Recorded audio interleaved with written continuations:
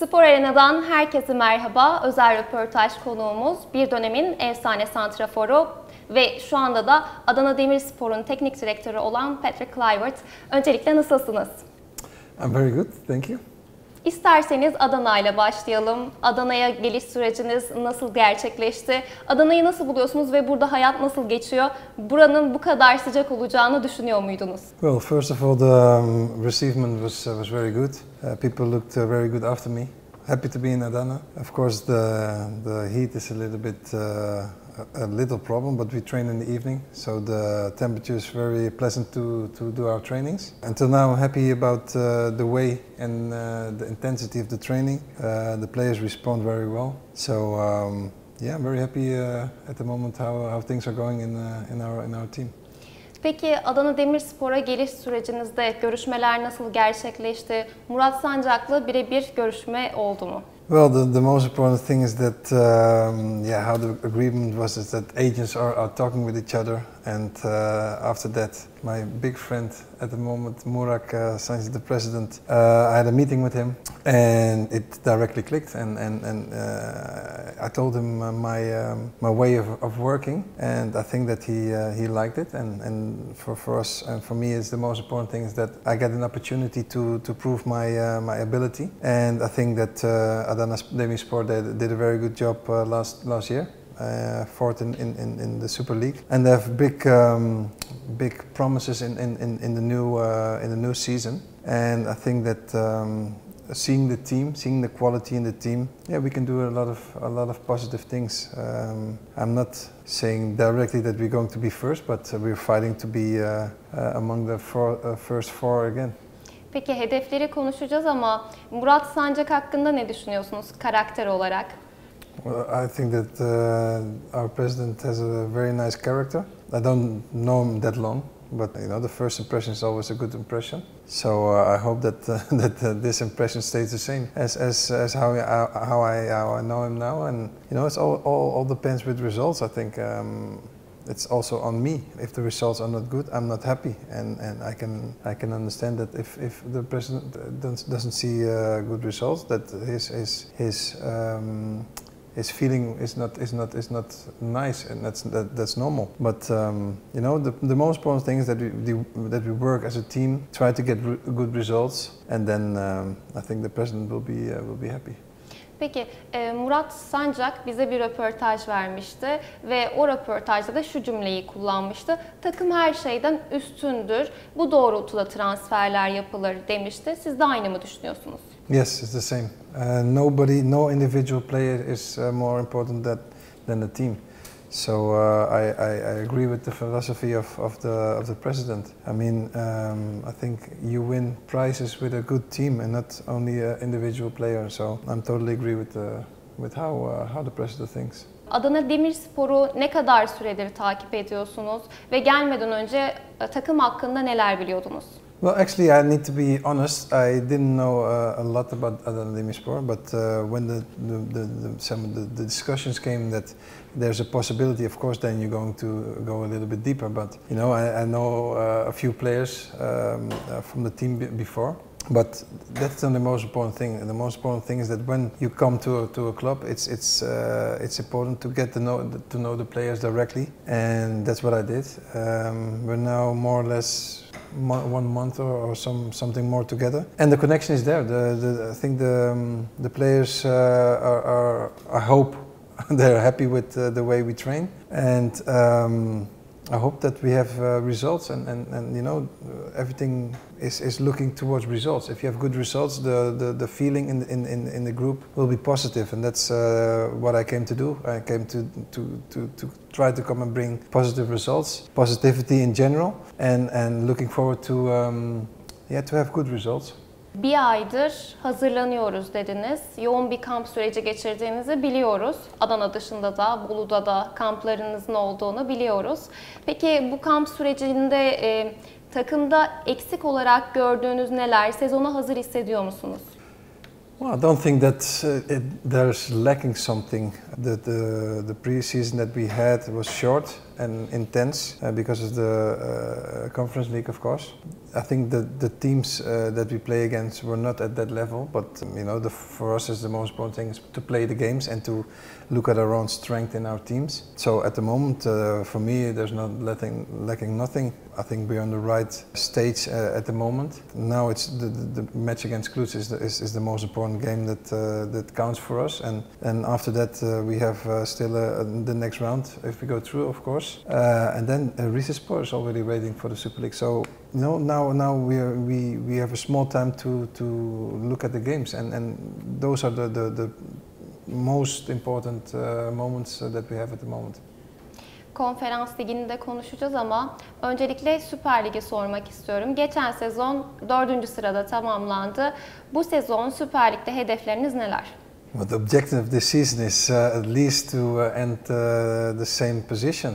Everybody knows that the Super League is improving, signing a lot of good players from different other countries. But I'm looking only at my team. Of course, I respect the other teams, but my main concern is to get my team as fit as possible to get all the points necessary to be amongst those first four. Biz size dışarıdan baktığımızda çok pozitif bir insan görüyoruz. Peki hoca olarak Patrick Kluivert nasıl biridir desek siz nasıl açıklardınız, nasıl tanımlardınız? Thank you for the compliment. Well, I'm for sure I'm positive. I think there are a lot of negative things already in life. So I think that everybody and it doesn't matter in what kind of position you are in the world, you need to be positive towards each other and to get the best out of every individual. So that's my part. Also my staff, they need to be all positive towards the players, because negativity for me it's a no-go. Not for me, not for the players, because as I said, you need to be positive to get the positivity out of the person. Türkiye'ye geldiğinizde bir takım eleştiriler yapıldı. Daha önce büyük takım çalıştırmadığınız için. Bu eleştiriler hakkında ne düşünüyorsunuz? Oh, I like criticism. It's on me to say or to do the difference. They're right, but I have coached a lot of teams. Was assistant coach for the Dutch national team. Had my own Curaçao team I coached, so I have quite a lot of experience. Not in the biggest competition, but people will see that I'm capable to do these things. Yıllar önce yaptığınız bir açıklamada 100.000 kişilik Camp Nou'da kendimi podyuma çıkmış bir manken gibi hissediyorum demiştiniz. Türkiye'de de futbol arenası çok ateşli, tutkulu taraftarlarla biliniyor. Bu ortamı göz önünde bulundurduğunuzda ne düşünüyorsunuz? Motivasyonunuzu etkiler mi? Well, you can imagine if week on week off you play for 100,000 people in the Camp Nou, it's even better than a supermodel walking. I think I heard that in Turkey, the atmosphere could be also very nice. And I played, of course, also games against Galatasaray, against Besiktas when I played for Barcelona. So I know the ambience, I know the atmosphere. And if you want to be a top player, you have to get used. You need to be feeling as a fish in the water to play, against the crowd like this to get the best out of you. I think that if you don't want to be a top player, you don't get used to those kind of full stadiums, and you need to really like to play in those kind of atmospheres. Söylediğiniz gibi daha önce futbolcuyken Türk takımlarına karşı oynadınız ve o dönemde de Türk seyircisinden, Türk taraftarından çok etkilendiğinizi söylemiştiniz. O dönemlere, o maçlara dair hatırladığınız anılar var mı? Fantastic. That's what I said. As a top player, you want to, get in top stadiums with atmosphere. Especially if you coming to an away game, the atmosphere is against you, and that feeling that the people are excited to whistle or to do things that to get out of concentration. I love that atmosphere, and that's what I'm saying. My team needs to never freeze or never do crazy things in this kind of atmosphere.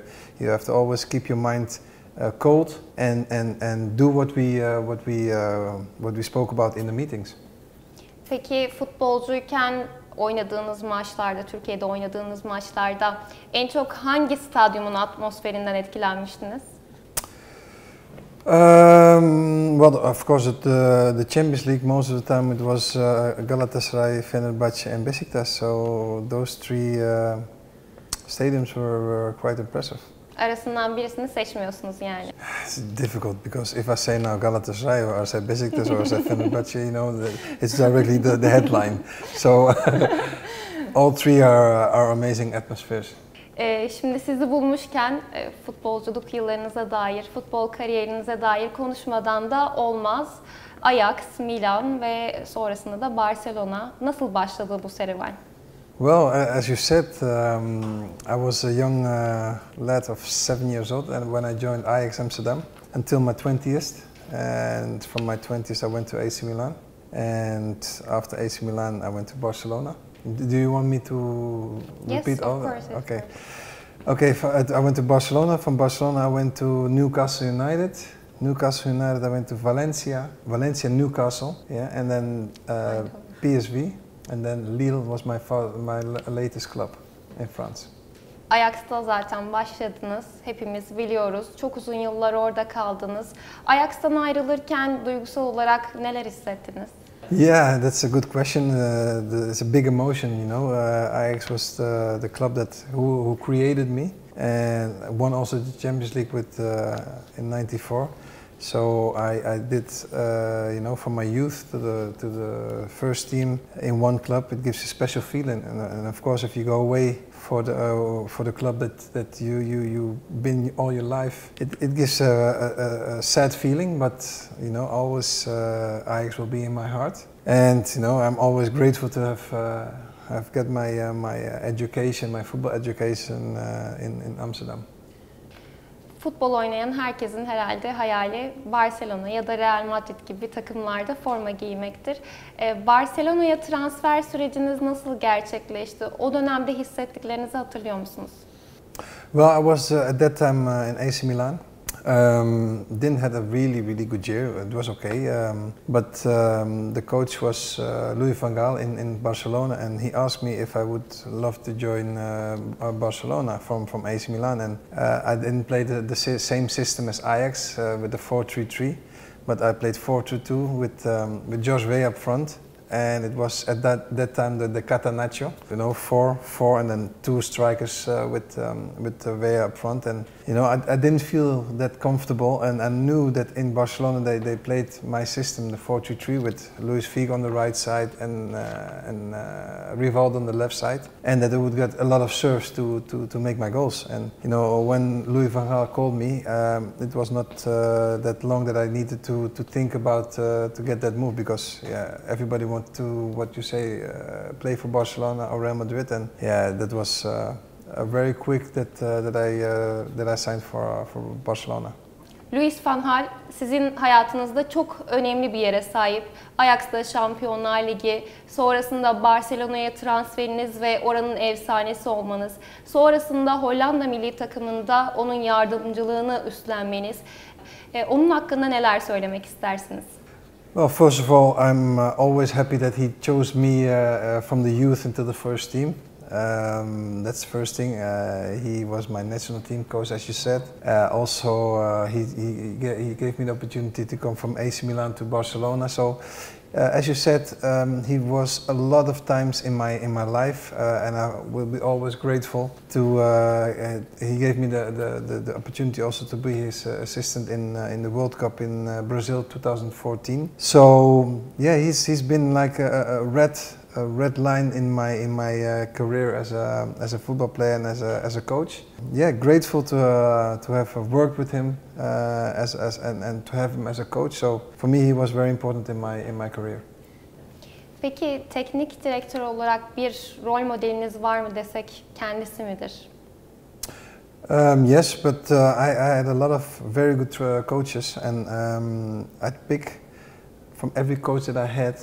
I pick a little thing that fulfill my philosophy in football. I think that Louis van Gaal, his way of working, for sure got quite a big part in the way I think. But there are more coaches that I really have respect for how they managed and how they coached in the teams that I played. So I take a little bit of different coaches and put my juice on it, and then try to put this towards the players. But the most important thing is that the way you transmit it to every individual, because not everyone is the same. So for a coach, it's important to touch a player, and that's important. The way you say things to ask the things from the player, and somebody needs to have a shoulder thick, and other one needs to be more aggressive, and you know, that's the nicest thing about being a coach. It's like you have so many different personalities in a team. They need to act like one team, but every individual you have to get the maximum out of them. So you have to have the different skills of coaching towards an individual. Barcelona'da oynadığınız yıllarda bizim de yakından tanıdığımız Rüştü Reçber'le takım arkadaşıydınız. Onunla alakalı unutamadığınız bir anınız var mı? Well, I think the most important memory that I have is of Rüştü is that he's a fantastic goalkeeper, a good and soft man. He was a really polite and nice colleague in the dressing room, and I would love to meet him again. I haven't seen him for a long time, but yeah, I could go very easy and very good with Rüştü. Peki yavaş yavaş sona doğru geliyoruz. Futbolu bıraktığınızda neler hissettiniz? Hayatınızda bir boşluk oluştu mu? Well, it's always special that when you end your career, you need to have a little time, you know, to reflect on your career. That's what I did, and then after I did my training course, and got my training course, and from there on, you know, I dropped directly in managing, you know, first team in Twente, because it's, you know, it's nice to reflect of your whole career, what you did, also a national team, away from Holland, back to the family. So it's quite a change if you used to train every day, going on pre-season and everything, and then all of a sudden it stops.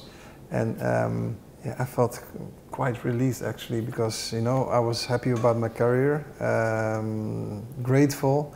But also it was time to relax a bit your mind, because it's every day the tense, the training, it demands very much about your body, your mind, and then all of a sudden you have. So I'm peaceful now. Şimdi röportajımızı bitirmeden önce kısa sorularımız var. Kısa sorular soracağız, kısa cevaplar alacağız. No multiple choice answers. No. Futbolculuk mu, teknik direktörlük mü?